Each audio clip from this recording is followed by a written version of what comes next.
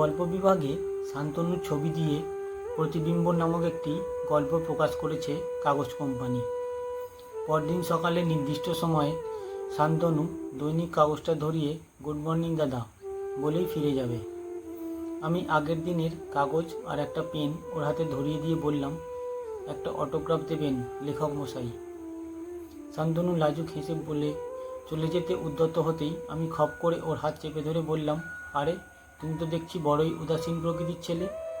তোমার লেখা গল্প নামকরা পেপারে বেরিয়েছে যে। হ্যাঁ দাদা, অনেক বছর ধরে লেখা পাঠিয়ে দিয়েছি, এইবারটায় প্রকাশ করলো, খুব আনন্দ হয়েছিল দেখে। আমি শান্তনুর সরলতা দেখে বললাম, কাল আমার হাতে কাগজটা দিয়ে বলনি কেন?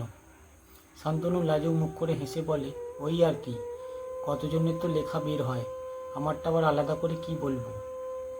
না দাদা, আমি যাই, কাগজগুলো বিলি করে আবার বাবার সাথে আলু নিয়ে বসতে হবে বাজারে।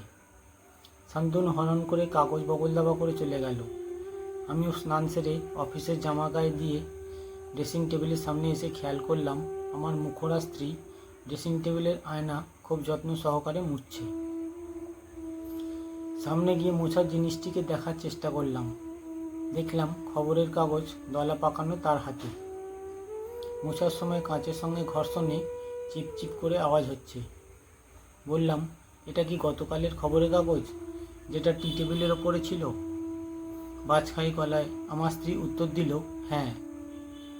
খেয়াল করলাম শান্তনুর লেখা প্রতিবিম্ব গল্পটি আয়নার সঙ্গে মিশে আছে। আমার স্ত্রী এবার একটা প্যাচ করে টান দিল